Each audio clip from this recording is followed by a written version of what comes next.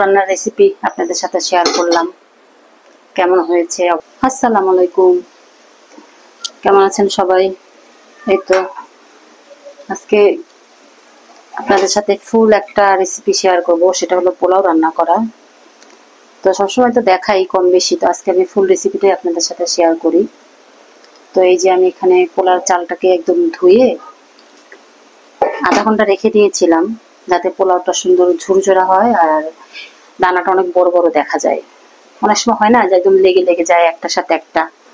তো যদি ধুয়ে রেখে দেন রান্না করার আগে, বিশেষ করে আধা ঘন্টা আগে, তাহলে ওই চালটা মানে ভাতটা খুব ঝুরঝুরা হয়। তো এটা আমি এখানে একটু তেল দিয়ে দিলাম, আমি তেলটা আর হলো গিয়ে আপনার ঘি, এই দুইটা মিক্স করে দেব। এখানে 1 চা চামচ পরিমাণে আমি তেল দিয়েছি, আর এই যে 1 চা চামচ পরিমাণে আমি ঘি দিলাম। বাবা, পানি পড়ে গেছে মনে হয়, সাথে পানি ছিল।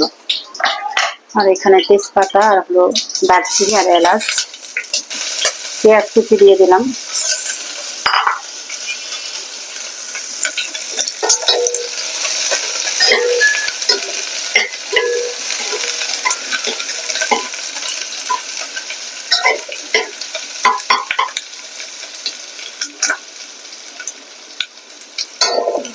আমি এটাকে এখন ভেজে নেবো একটু, মানে হালকা বাদামি কালার করবো, একেবারে বেরেস্তা মতো করবো না,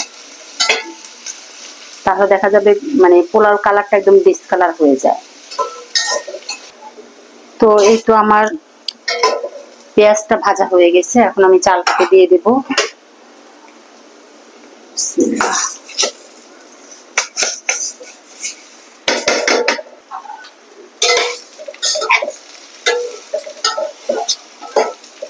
আমি এটার সাথে একটু আদা রসুন দিয়েছি পেস্ট।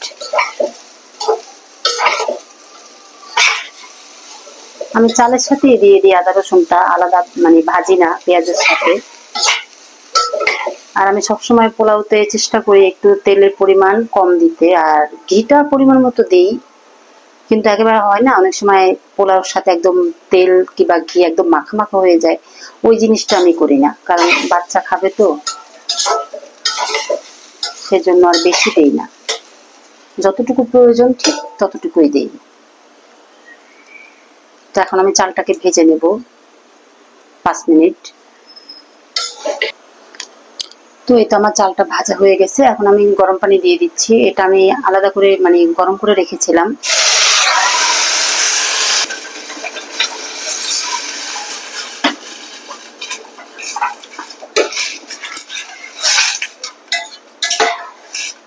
আপনি চাল যতটুকু দিবেন ঠিক তার ডাবল পানি দিবেন। সবচেয়ে ভালো হয় যদি আপনি চালটা কাপ দিয়ে মেপে দেন, তাহলে। আমি এখানে 2-3টা কাঁচামরিচ দিয়ে দিয়েছি, আর সাথে একটু গুঁড়া দুধ দিব।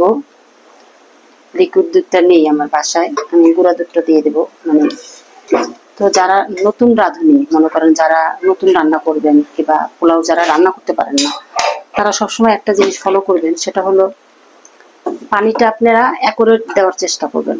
তখন একটু ফার্স্ট টাইম একটু কম দিবেন, যখন দমে দিবেন, যখন দেখবেন যে চালটা সিদ্ধ হচ্ছে না, তখন আর একটু হালকা দিয়ে দিবেন। কিন্তু প্রথমেই যদি একদম বেশি দিয়ে দেন, তাহলে কি হবে, একদম খিচুড়ির মতো হয়ে যাবে।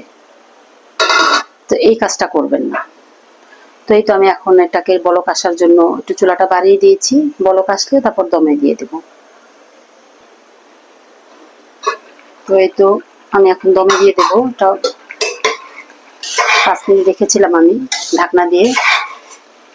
একটা সময় হতো কি, আমিও পোলাওটা রান্না করতে পারতাম না। পোলাও বলেন, তারপর ভুনা খিচুড়ি বলেন, ওটা আমি রান্না করতে পারতাম না। দেখা যেত পানির পরিমাণটা আমি বেশি দিয়ে ফেলতাম। তো এখন অটোমেটিক আমি শিখে গেছি রান্নাটা। তো আমি দমে দিয়ে দিচ্ছি। তো এই তো আমি দমে দিয়ে দিলাম, আমি 15 থেকে 20 মিনিট রাখবো, তারপর আপনাদেরকে দেখাচ্ছি।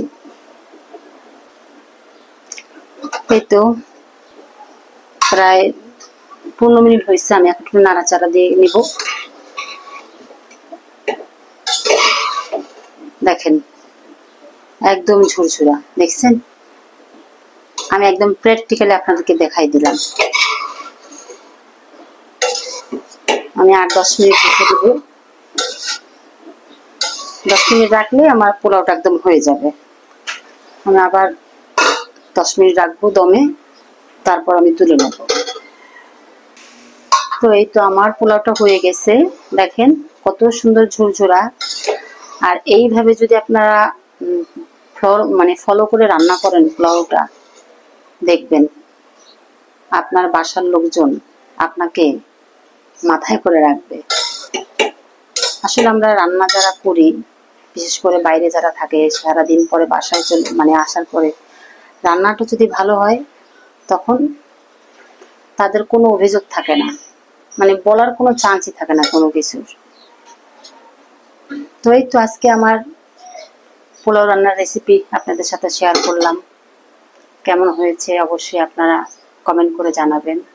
আমি জানি অনেক সিনিয়ররা আছেন, আমার থেকে খুব ভালো পারেন। আমি অবশ্যই এটা দিয়েছি নতুন যারা রান্না করে তাদের জন্য, আর যারা পারে তাদের কাছে তো আমি কিছু না। তো সবাই ভালো থাকবেন। আল্লাহ হাফেজ। আসসালামু আলাইকুম।